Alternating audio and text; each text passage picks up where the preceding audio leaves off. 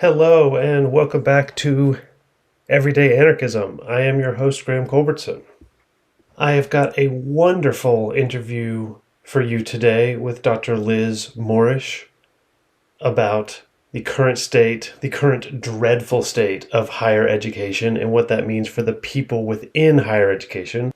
But first, I wanted to remind you that on January 1st, I kicked off the new series, Anarchism 101. So that episode is just me reading a famous essay by Emma Goldman, Anarchism, What It Really Stands For. And if you have questions about that essay, Emma Goldman's role in anarchism, please email me as soon as you can. If you get them to me in early January, I will be able to answer them with a pair of scholars of Emma Goldman for you in an episode that comes out later in January. With that said, let's go hear from Liz Morrish about higher education after the music.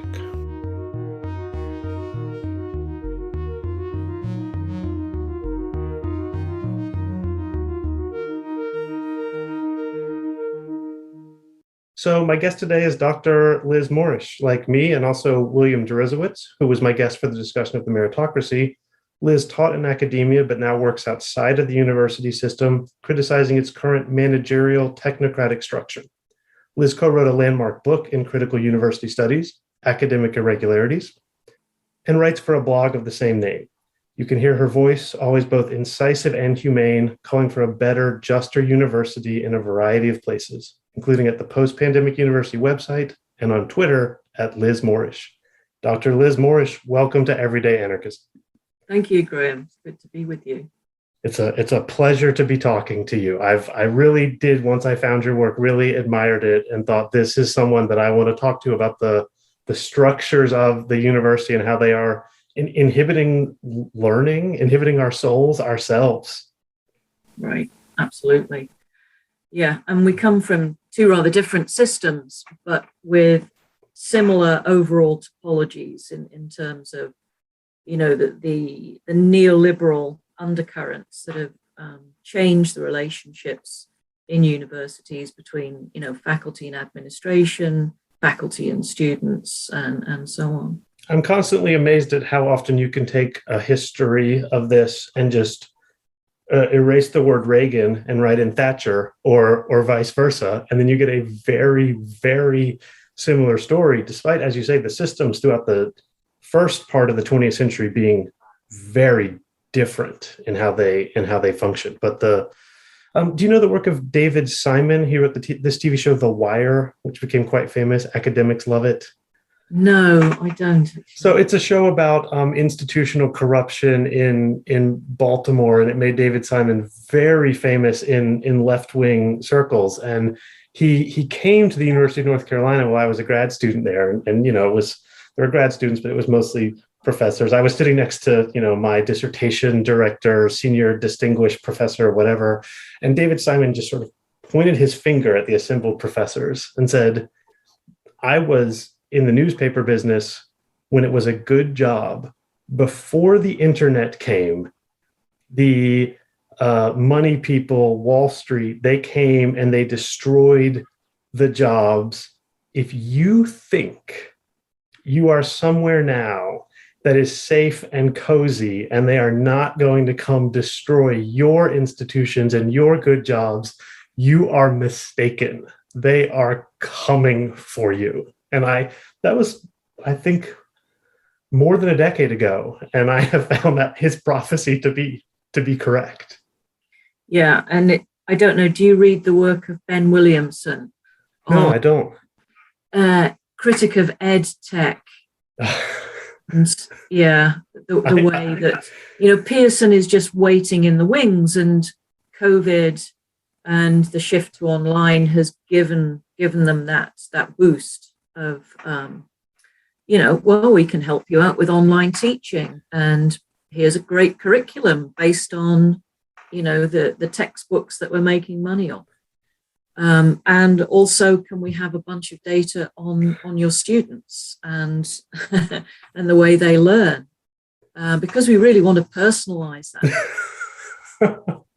The ultimate irony of this massive impersonal algorithm delivering personalized teaching to students.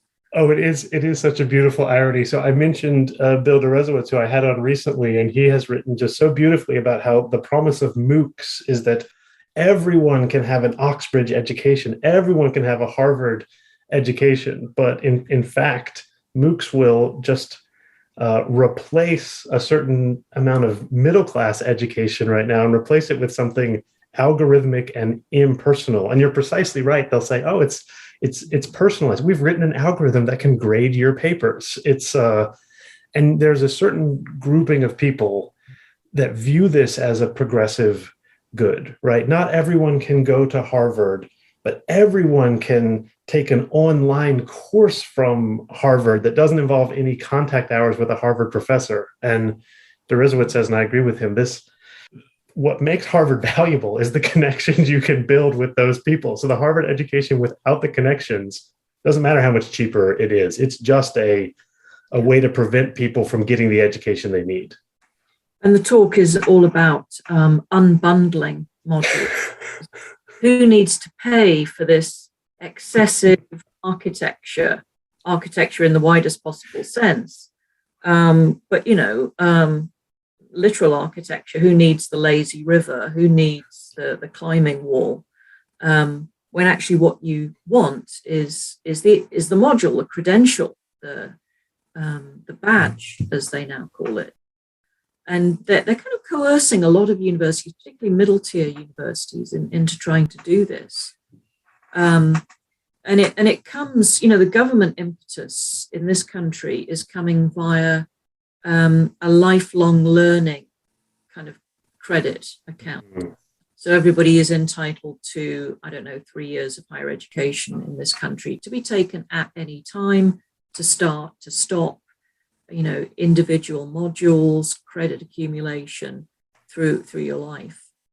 There's something to be said for that in terms of graduate education. But yes, as an undergraduate, your learning is, it comes out of the walls at you, it really does. And you're surrounded by other people who are learning or not learning, whatever is age appropriate and to their liking at that particular point. The fact is they do learn if they are to graduate. And it's just not about the credentialing necessarily. Having said that, of course, it's about the credentialing, and that is the university's product, so to speak. I'm sure we'll have more to say about products later. Yes, so much of what you have said really resonates with me. On the one hand, it does seem like there's a huge disconnect. If you pick up a brochure for Harvard, it will say something like, learning seeps from the walls, exactly as you said. And then I'm sure there's a brochure right next to it for Harvard Online that says, you don't need to be within the walls to earn this Harvard credential. And it doesn't matter that those things are in conflict for them, because they're serving different audiences, as you say, people in different stages of life. And I would say, I don't mind criticizing Harvard. I'm quite free criticizing Harvard, that both of these things are just a revenue stream. And then I guess the on-campus students are also a sort of prestige stream, but you can argue that's just a revenue stream for endowment later on. And it's hard for me to imagine that education plays a major role in this vision, or learning, whatever you would like to call it. Yeah, it certainly is a positional good. And I think America, it used to be far more so than the UK, with the arrival of league tables and rankings. Increasingly, certainly international students are looking at those to determine which university might confer the greatest prestige for when they go back home. Less so in this country, because more and more your choice of higher education is being driven by location. Because it's now tuition's expensive. It's more expensive to get a loan to pay your, accommodation and living expenses. So a lot more students are living at home, which usually gives them a choice of, unless you're in London, two or three universities. Right. The vast majority of students in America are having that same experience. I mean, a huge number of them are in community colleges, and then most of them are going to these things called regional colleges or regional universities. I taught at one for a couple of years, and you would be forgiven if you read the Chronicle of Higher Education or books about education for not realizing these schools exist. But they are where most students who go to college in America do, even if they don't live at home, it's within like an hour's drive of where they are from, and many of them live at home. The places where I went, the University of South Carolina, I went to the Honors College, and certainly it seemed to me like a much less prestigious place than some of my friends who were at MIT or Harvard or wherever. But frankly, the University of South Carolina is near the top. I mean, I think it's second tier in those U.S. News and World Reports rankings, but the third and fourth tiers are very large and not discussed about when people are having conversations like this. And some of them have started making a name for themselves by doing online education. That's how they have changed the conversation a little bit. Where does that leave the kind of institution that Tressie McMillan Cottom has talked about in her book? Are you familiar with that one? I'm not. She writes about the for-profit university sector, which seems to, prey on low-income people who may have missed out on, high school graduation or GED, or people coming out of the military with money in their pocket, GI Bill kind of thing, and sort of offering them courses which really don't ever measure up to the promise and don't seem to really lead anywhere. Yeah, so my reading of this, I'm not an expert on this, but I was pretty well informed about this about a decade ago, which was the peak of the for-profit university in America. So under a number of things, including under the Obama administration, the financial incentives for the for-profit schools to enroll students has drastically decreased. It became a lot harder to get the student loan. So the money was coming from the federal government. The students owed it, but they weren't paying it. They weren't just having to pay it later. And that's how these for-profit schools worked in America. Now that has been cracked down on, and this is where I'm on a little shakier ground, my sense is some of these regional or mid-tier schools that are, technically nonprofit, accredited through all the standard ways, all that stuff, have built really big online programs that are filling in the gap there. And my guess is the only real difference is that they are technically nonprofits as opposed to technically for-profits. But I would feel pretty confident about what the situation was up until about 2012 or 2013. After that, that's when I got a full-time job and was full-time teaching. And I guess I was surveying the landscape a little less. Mm-hmm. Have you heard about the new University of Texas, which is getting a lot of airtime and really doesn't seem to have much of a plan? Yeah, actually, this actually is something that I want to. I'll segue this into something I want to talk to you about. So, if you don't know, there's a school called like the University of Austin, I shouldn't even say a school, a vague idea for a school called like the University of Austin in Texas. And the goal behind this institution, or this idea of an institution, right now it's a paper institution, is that the current university system in the United States has become grossly bureaucratically sclerotic, which I think is certainly true, and has also become unacceptably left-wing, which I don't think the schools are unacceptably left-wing. I do think that there are real problems right now in terms of speech and teaching and academic freedom, and they don't all come from the right in the United States universities. But this idea is some of these free-thinking intellectuals, and I've talked about in the podcast how free thinking is usually a code for I want to get away with saying really unacceptable or hurtful things and then claim I'm a free thinker. So some free thinking intellectuals and some rich people have decided they're going to start this new university that will be a new model for education in America. And I must admit, I'm watching it with interest. This is what I want to ask you about, Liz, because when they write like when you read the opening of their claims, when they say like the current university system is not working and needs to be shaken up, I agree. I agree with that. And so when you see these universal attacks on them, I think a lot of them come in good faith, but some of them are just like, hey, the president at Harvard is saying things like, oh, well, you can't do an education this way. But it seems to me that Larry Summers is one of the yes, that's true. headline faculty headlining at yes. University of Austin, isn't he? Yes, that's true. Steven Pinker. I mean, it's a full plane load of people from I shouldn't say the name of the person who's currently on trial. Yes. No, it is true that this is clearly coming from some. This is a war of elites on other elites, and what they are talking about is not a truly democratic and truly free university. Although I guess I sometimes, I am curious to see how this plays out, because I certainly am ready for something to be different about the university system. There are a lot of contradictions in this, and just as people are, they understand that universities are at the cutting edge of, bringing new knowledge into being, curating that knowledge, passing that knowledge on to the next generation. And that the science curriculum, they would be shocked if that looked anything like 1950. Mm-hmm. But you present them with an arts and humanities curriculum, and it's like, what?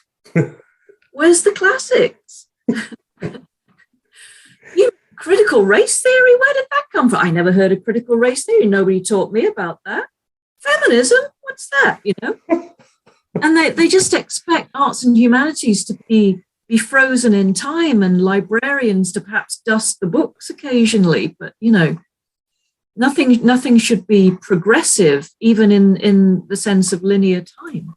And yet at the same time, there's also a deep disregard for the past, because precisely as you say, the obviously new books should not be written about 2017, but also new books should not be written about 1717. Whatever was written about 1717 in 1857 is good enough. When I was an undergraduate, one of our top donors at the University of South Carolina, she said at like a board meeting or something, when they were talking about whether or not they were going to replace someone who was studying 17th, like someone had retired in 17th century, I think Spanish literature, something like that. And she said something like, we don't need to spend any time teaching the 17th century, do we? This was just an idea of like, you're precisely right. I mean, I'm sure she would have agreed with teaching Plato or something, because that's just the classics. But since there's no new work to be done, on the past, that we know what we need to know about it, and at least in this country, and we know that America is great and slavery was bad, but we took care of that, and there's nothing to talk about now. This is a really common, I think, way of thinking, especially at the administrative and political level. Yeah, absolutely.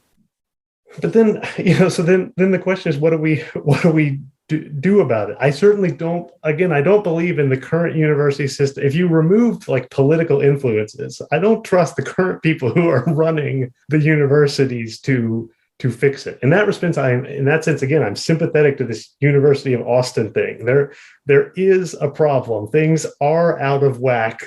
The money is not going to the right places, and the learning is not happening like it should. Well, who's going to fund the University of Austin? Oh, I assume their goal is billionaires, right-wing billionaires, probably. Right-wing billionaires. Yeah.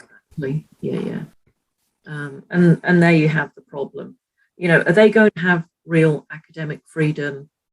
Are they going to bring in people who are pro-Palestine, for example, to talk to students? Maybe they will, but how will that sit with their donors if they do that? Are they going to bring in people on critical race theory or gender studies?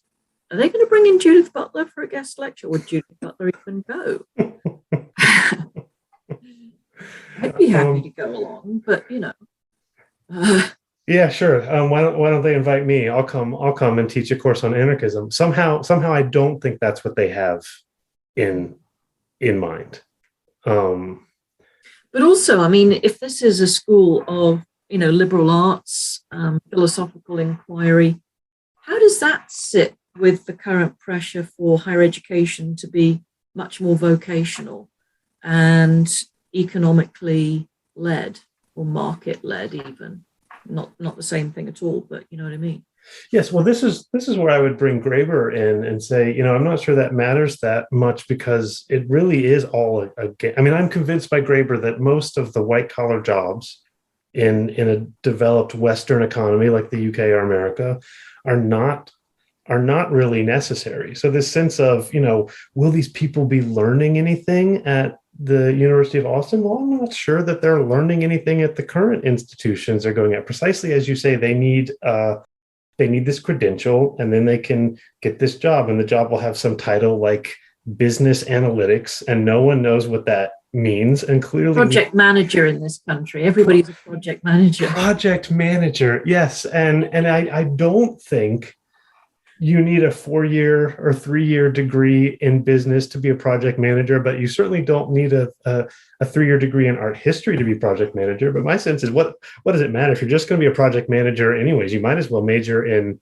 philosophy or Chinese poetry, and you can probably still, if you've got the right institutional name stamped on you, you can still get a project manager job. This is the advice I give my students, or used to give my students when they were high schoolers. And I would just say, major in whatever you want, and then intern for a company in the field that you want to be a project manager in, because the schools are not going to ask you, what did you learn the companies are not going to ask you, what did you learn your second semester of your first year that applies to this position we are hiring for. They're going to ask you, do you have the degree? And then you have to pitch yourselves to them. At least that's my sense of it.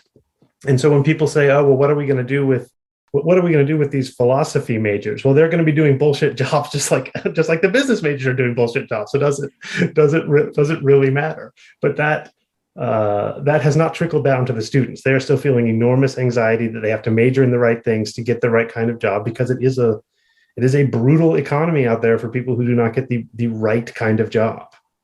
Well, the philosophy majors may well do a master's in artificial intelligence. Yes.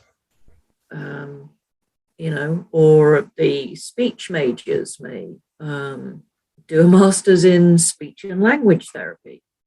Or the math major may do a master's in, I don't know, data science. Yes, absolutely. I could definitely see sort of vague and these majors that don't seem to apply to any real jobs may take people in a circuitous direction. My own academic background sort of wandered from being as a high school student. I'm sort of specialized in modern languages, and at university went first of all to do modern languages and changed to linguistics and phonetics. Phonetics took me into an area of acoustics, physics and biomechanics, which is what my PhD was in.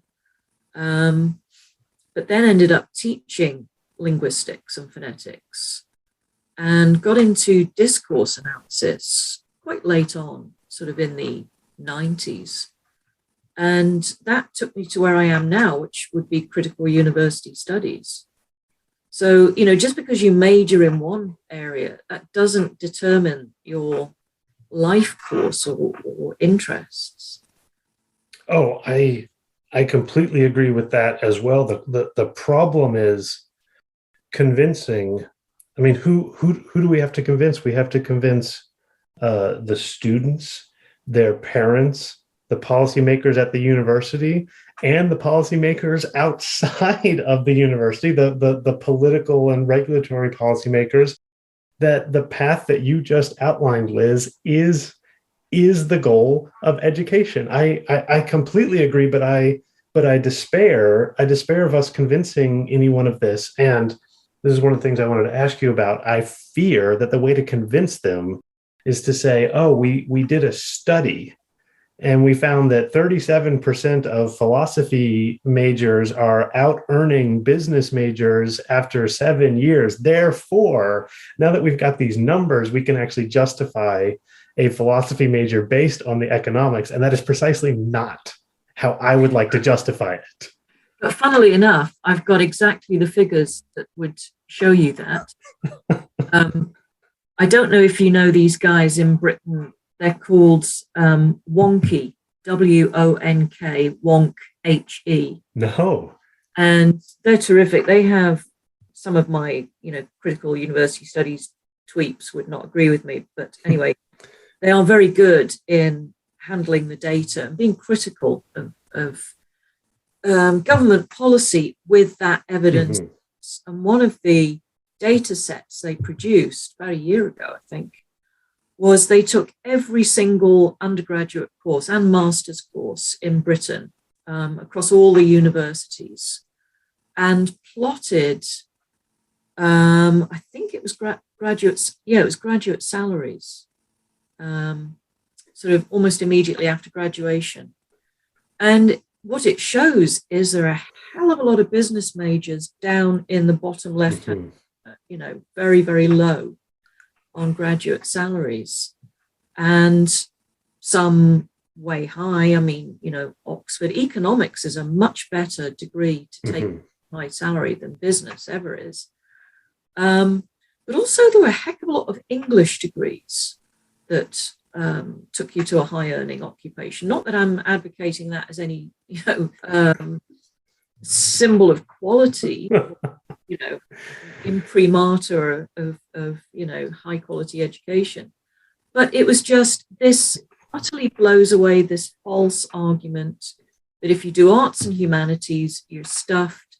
And if you do STEM and engineering, then you will have be immediately shoehorned into a high earning and valuable occupation. It's a myth. It's a myth. But it seems to be perpetuated in the face of evidence to the contrary. Yes. So this is one of those senses that when administrative types have data that coheres with what they want to hear, the data is very important. And when you have data that says, oh, actually, our students can major in whatever they want and get good jobs, and perhaps English is a surprisingly good place, they don't want to hear that. I was always shocked because English is so cheap. We make the students buy the books, and all they got to do is hire one of us to stick us in the room with them. And then the students are very happy because they are reading poetry and discussing culture. The university administrators should love us. They should double the humanities and arts budget every year, and the students will come flocking in. But there's a sense, it feels to me that's what the students want frequently. Although the new thing, Bill Deresiewicz writes about that in his book also, is the double major in America. And they say, he has a student who told him when he was at Yale, one for me, one for my parents, the art history degree for me and business for my parents. The other thing is, I taught at STEM schools, having to tell students that graduate work in biology is not a path to success and money. Computer science is different if you're doing the right thing. But look, they say, well, I have to do STEM. I want to do physics. And I say, well, physics is not a job that you just walk off the street. And, I saw a study somewhere that virtually every person with a degree in astronomy has a job in astronomy. And that's because they figure out that if you're not in the right person in the right place, then an astronomy job is completely useless. So it's not that astronomy gets you a job, it's that astronomy isn't overproducing students for jobs. But in America, at least, biology and physics they're STEM, so you can major in them and it's a good idea, but it's not a good idea financially. And then to go work as a lab technician is not going to be easy to break out of. And if you go and try and get a PhD and become a faculty member, well, we know where that leads. That leads to 10 years of part-time, insecure jobs. Maybe 1 in 10 will get a tenure track job.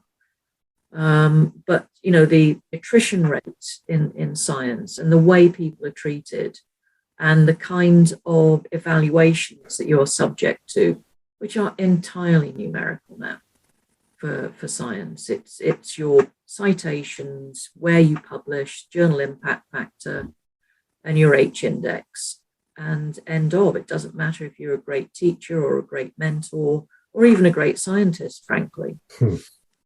Yeah, look, that terrifies me. I mean, I wish I had something positive to say in response to that, but that is what I see as this hollowing out of whatever it is whatever those numbers are supposed to measure. And we see this every time we get metricization. Whatever the numbers are supposed to measure, as soon as you put numbers on them, they cease to count those things. So at the University of North Carolina, all of the first year writing classes have 19 students in them. And it's because US News and World Reports, one of the things is number of classes with fewer than 20 students. So they thought, oh, we got these classes, they're being taught by graduate students, nobody really cares about them.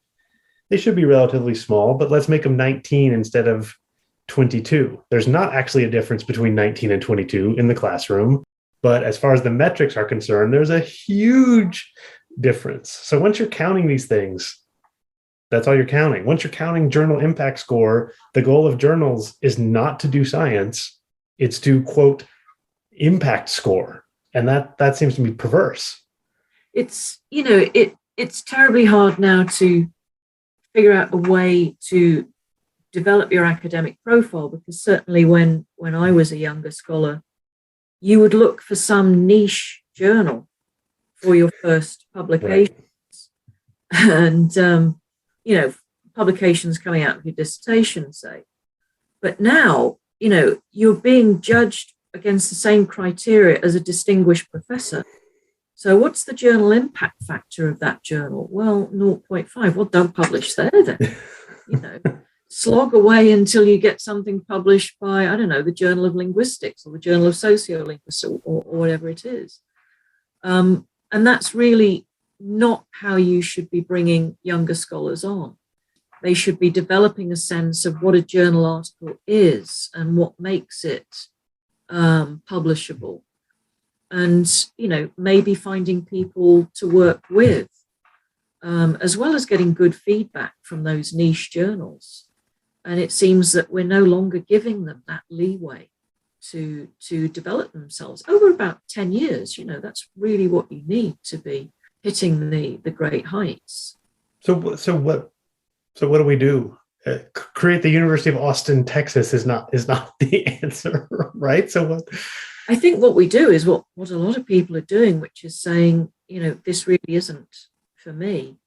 And, the Great Resignation is somewhat overblown. But there was a period last year when friends of mine, people I know from Twitter, were resigning about 2 a week.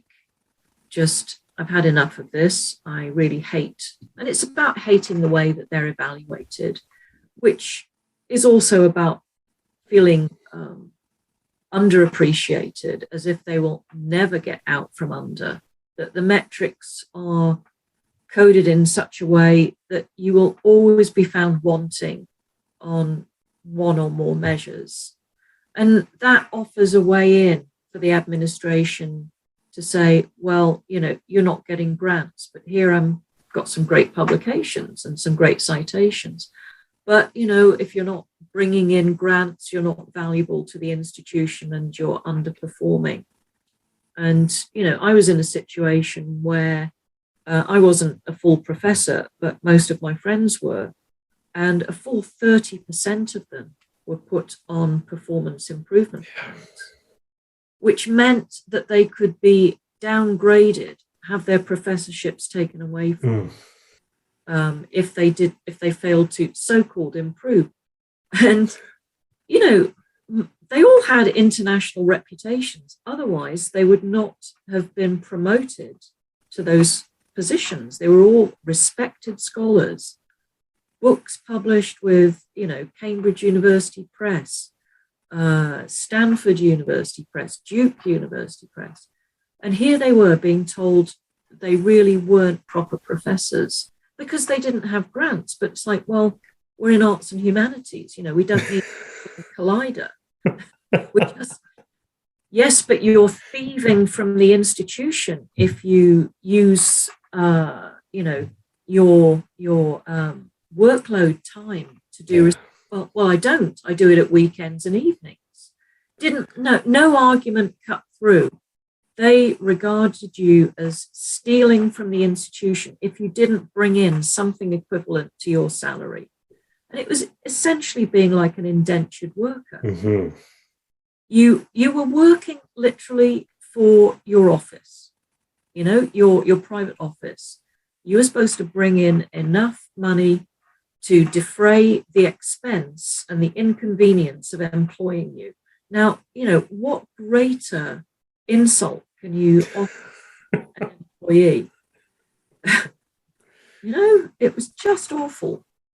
And so you had this sense that you were highly valued by the students because they would tell you so. But the administration had nothing but contempt for you.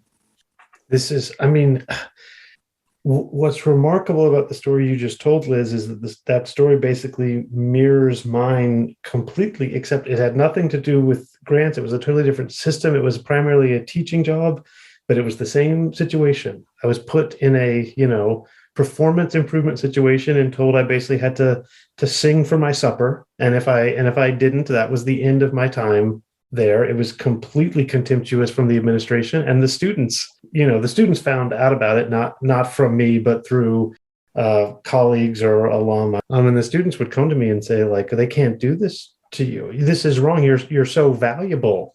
But being valuable to the students doesn't. I mean, at a school like mine where the job was teaching, it seems like it should have mattered to me a lot more than it did. But at a place like you're talking about, the administrators will explicitly say, teaching is not what we are here to. And when you tell students that, they say, wait, the point of college is for professors to get grants, not to teach me, then why am I going? Well, I don't know. Well, what led to my resignation, I don't know if you read that story. Mm-hmm. I did. But the podcast listeners will not have heard it. Okay. I wrote about this conundrum because, you know, watching my colleagues fall apart under this regime of cruelty. I mean, it was a Stephen Coldry theatre of cruelty, really. Was it Stephen, his name? I can't remember. Anyway, Coldry.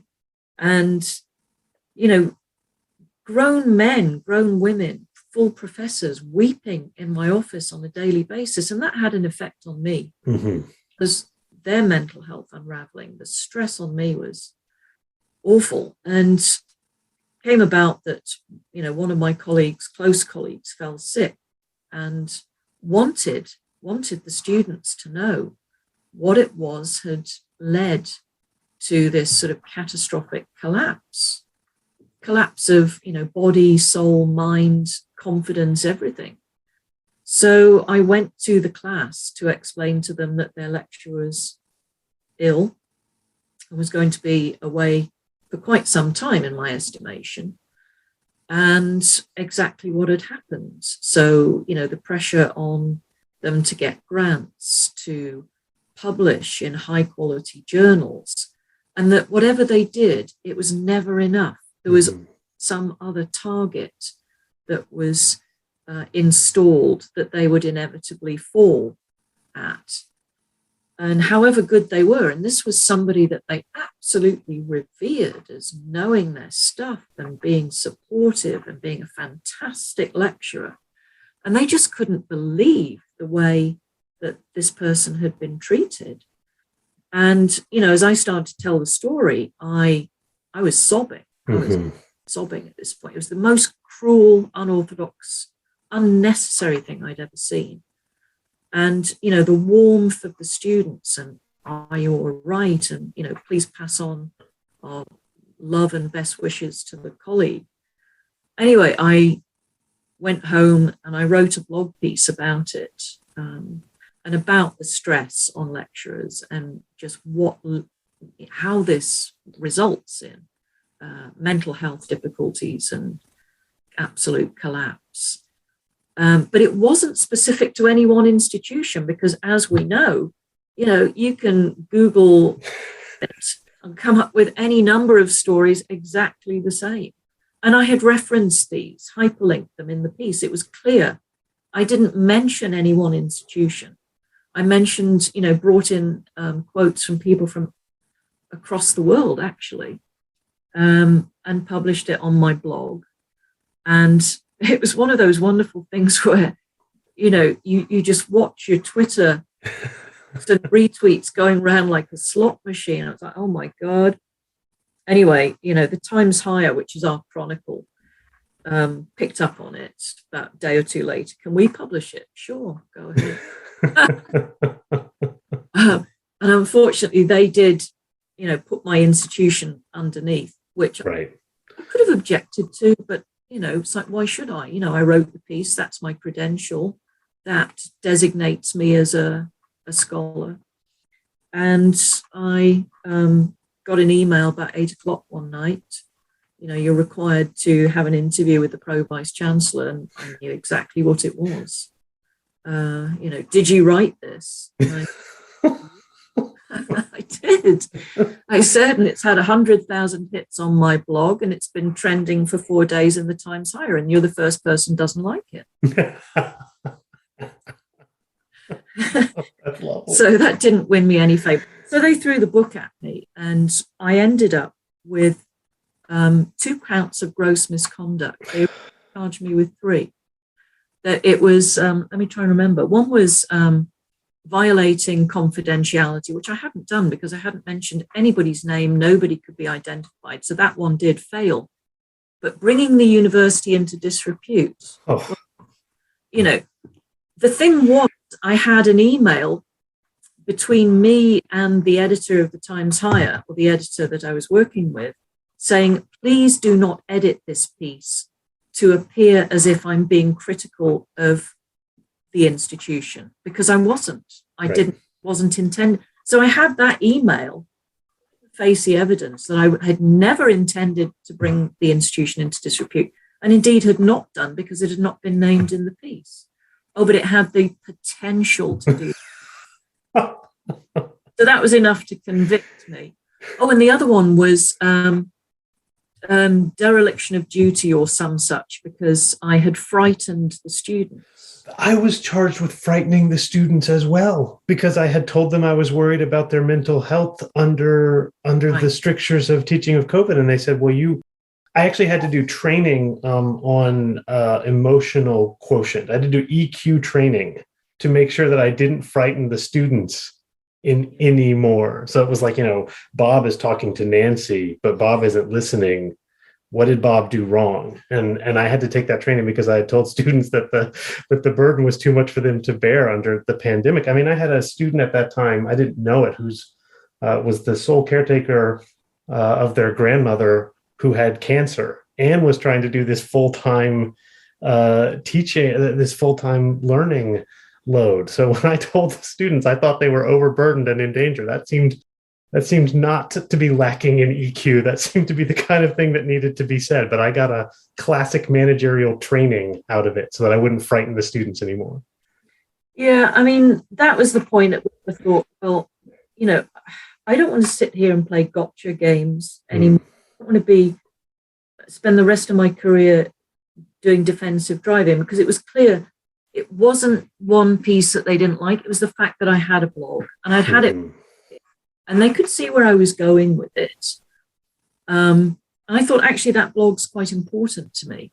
Yes. And being a voice within higher education commentary who has some credibility is important to me. And I'm not going to be able to do that if I stick with this job. I'm just going to be doing a job that, frankly, I was hating, and watching my colleagues unravel under the pressure of it. So at that point, I just pushed my resignation across the desk and said, thank you for, wasting your time and money on this hearing. But, they weren't going to fire me, because what was the point? The object was to quell me by this threat of gross misconduct hanging over me, or whatever it would be, so that I was silenced. And so I decided to just exit the system. Yeah, the whole system runs on anxiety. The entire wider economy runs on anxiety. This goes back to the David Simon quote.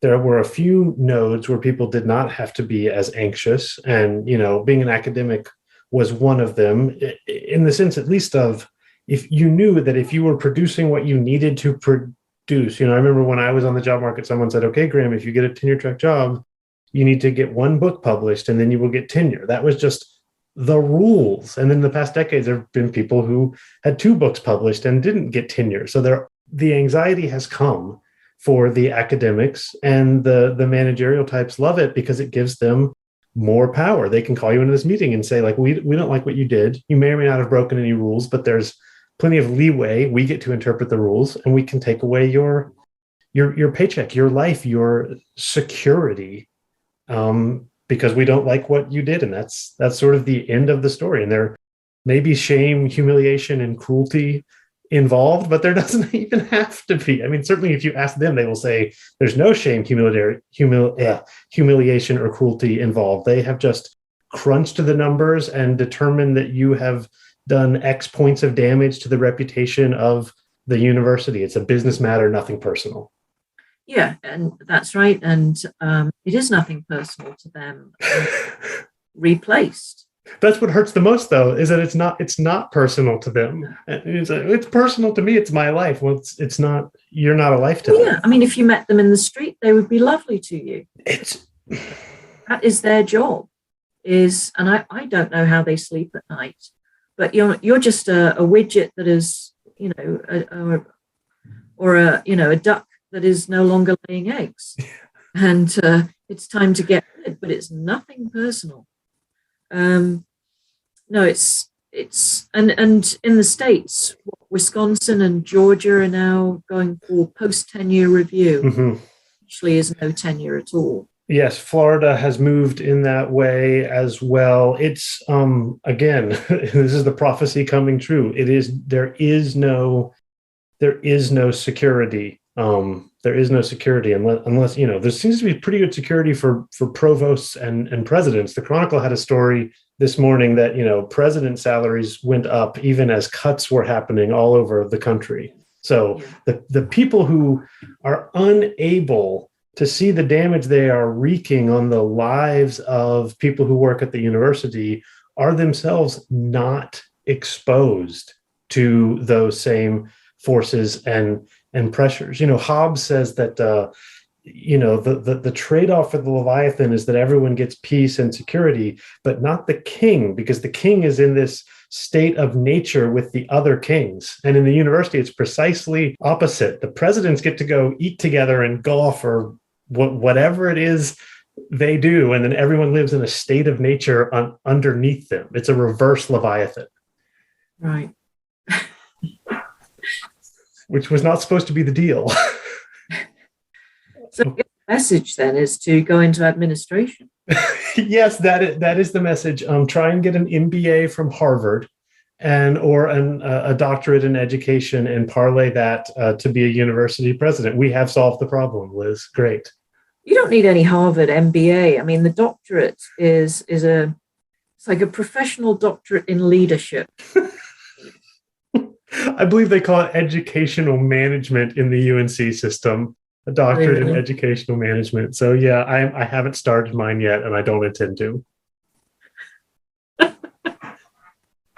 Okay, I've kept you more than our time. Any last thoughts or words of wisdom?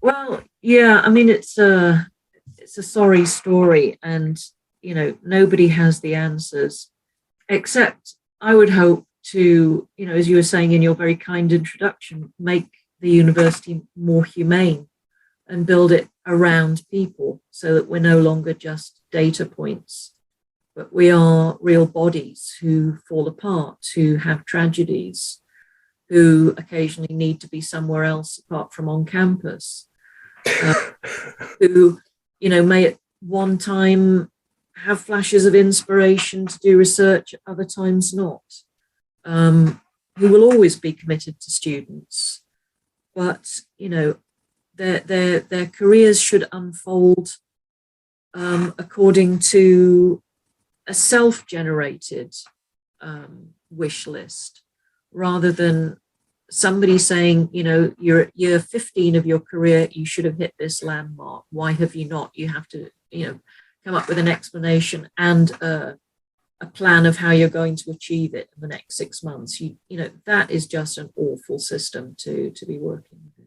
And I think, again, I'm hesitant to let the numbers in, but I have no doubt that that more humane system would in fact be more, quote, productive. Whatever it is that the managers want out of the university in terms of teaching, research, service, commitment, they would get it if they would trust people to make it for themselves. And that is the final irony, is for all that they do, people like you and me, with our commitment to the institution, will leave the institution.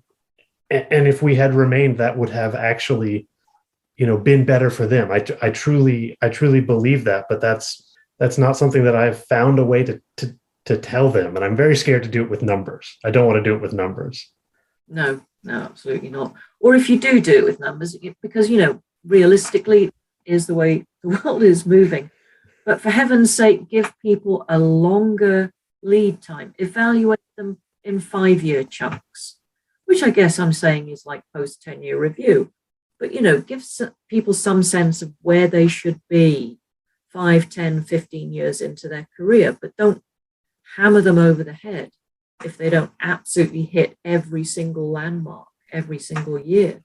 I would also say give their peers, their grad students, the undergraduate students, God forbid, even the members of the community, a chance to weigh in on the value of what they have brought to the school and the community, and a very different picture will emerge. Yeah. Thank you, Liz. This has been such a pleasure, and keep fighting the good fight. I will do. It's been lovely to meet you. Thanks very much for the invitation. Wonderful. So that's it for this week's episode of Everyday Anarchism. Thank you so much to my guest, and also thank you to all of you who have contributed to the show, left a review on iTunes, or even sent me an email to everydayanarchismpodcast@gmail.com. This show has no ads, no sponsors, and no paywall, so if you can, go to everydayanarchism.com and help keep the show going with some financial support. If you cannot, please just keep sending your emails, leaving the iTunes reviews, and telling your friends. The music, which you're about to hear, is by David Hill.